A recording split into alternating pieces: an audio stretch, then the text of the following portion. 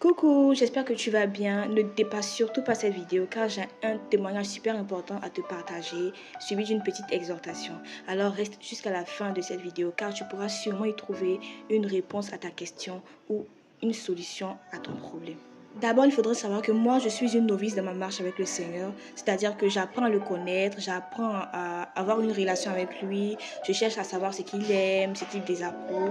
Quand tu aimes quelqu'un, c'est ce que tu fais. Voilà. Et laissez-moi vous dire qu'il est merveilleux. C'est pas facile, mais Dieu, il peut toutes choses. Avant, je me demandais pourquoi des personnes qui avaient bien commencé avec le Seigneur et qui du jour au lendemain ont eu une baisse de foi ou à cause d'un petit souci n'ont plus eu l'envie de prier ou de méditer la parole. Je me demandais pourquoi c'était tellement difficile pour ces personnes-là de revenir à Dieu, bien même qu'ils aient la volonté. Moi, je me disais que c'était facile, que le Seigneur, il est miséricordieux et à aucun moment il a dit qu'il allait nous rejeter si on s'éloignait de lui. Pour moi, vous voulez juste donner une excuse pour ne pas avoir à prier ou à méditer sa parole. Mais quand je me suis retrouvée dans cette situation-là, j'ai vraiment compris la pression mentale que ces derniers-là subissent en fait. Je parle pour ceux qui ont vraiment envie de revenir. Moi, au bout d'un moment, je commençais à ne plus vouloir prier. Je ne méditais plus la parole de Dieu correctement. C'est-à-dire que quand j'ouvre ma Bible comme ça, les écritures étaient devenues comme du charabia. Et quand des vidéos d'exhortation qui parlaient de cette situation-là passaient dans mon fil d'actualité, je ne m'arrêtais même pas pour regarder, même je dépassais. Parce que je me dis que non, c'est pas ce que je suis en train de vivre. J'étais devenue un peu orgueilleuse. Je refusais de reconnaître, je refusais d'admettre que c'est ce que j'étais en train de vivre. Je n'avais plus rien envie de faire. Et ça a continué comme ça jusqu'au jour où j'ai été fatiguée de vivre dans le mensonge. Quand j'ai ouvert les yeux comme ça, j'étais déjà tombée au pied de la montagne que j'étais en train de gravir. C'est-à-dire que j'ai rétrogradé.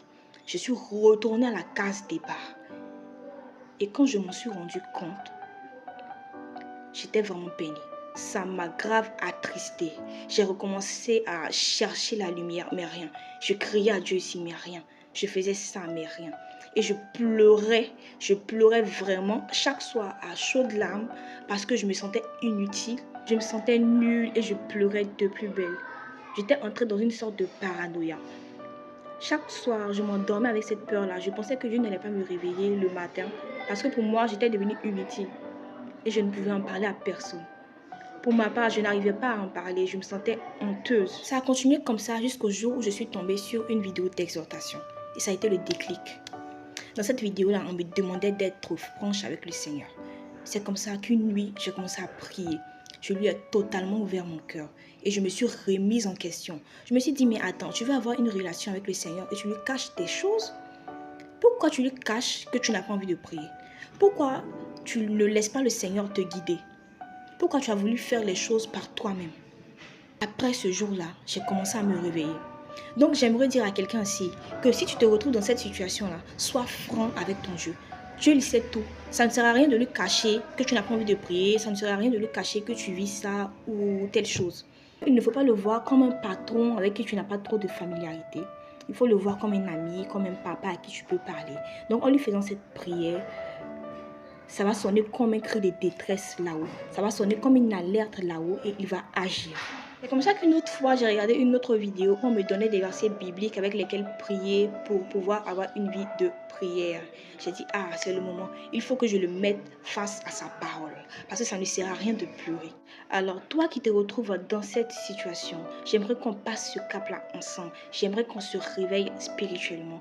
Donc, on va faire cette prière basée sur la parole de Dieu. En haut, je mettrai les références. Père éternel, je bénis ton nom pour ma vie et pour la vie de ton enfant ici présent. Je te remercie, Seigneur Jésus, de me rappeler que rien ne peut me séparer de ton amour. Renforce ma foi et aide-moi à me sentir en sécurité, même lorsque je doute de moi. Renouvelle en moi l'esprit de confiance afin de revenir vers toi, même lorsque je pêche. Père, tu as dit dans ta parole que c'est toi qui crées en nous le vouloir et le faire. Alors donne-moi la volonté de suivre le chemin que tu as tracé pour ma vie. Je prie et je détruis tout hôtel d'assoupissement spirituel qui a été bâti dans ma vie. Et je chasse tout esprit qui est venu contre ma marche avec toi. Enseigne-moi à te prier sans cesse et que ma vie soit une prière continue, même dans mes moments de détresse ou dans mes moments de joie. Aide-moi à te servir avec ferveur et zèle et que mon cœur soit embrasé pour ton œuvre. Réponds sur moi ton esprit et aide-moi à me laisser guider par toi et à suivre tes conseils. Au nom de Jésus que nous avons prié. Amen. Soyez bénis.